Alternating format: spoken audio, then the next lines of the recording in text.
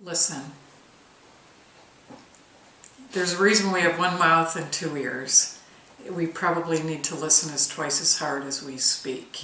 But when I was, this gets to the listening, sit down, talk to the folks that work with you and for you, and find out what's going on. And when you walk by somebody in the hallway and you say, "How are you doing?"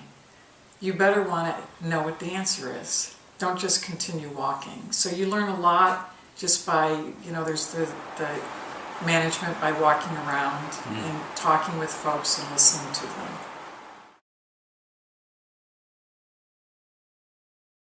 My leadership style probably has evolved, and I think a lot of people, they start out a certain way. I was probably very strict, very authoritarian, but I would watch leaders that I worked with and for, and I always say you can learn a lot from the bad ones as well as the good ones.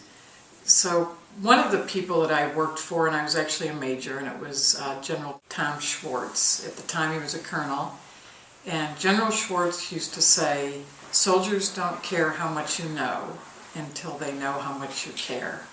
And I will say that General Schwartz really cared about soldiers and the people that he led. And when I worked on and then developed my personal leadership philosophy that I used when I led the Department of Physical Education, my number one principle in my leadership philosophy is care. And I really think he's one of those people that I took that from.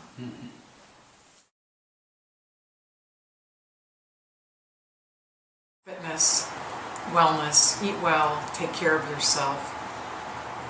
It's interesting because leaders, and of course in the Army, I now say that our soldiers and those who serve in the military are elite athletes, and they need to eat like elite athletes. They need to rest. They really need to take care of themselves.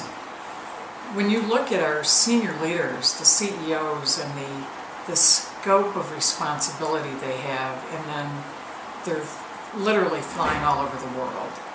And so they have to take care of themselves as though they are elite athletes, because if you don't take care of yourself, you will not be able to serve your people well and really accomplish your mission.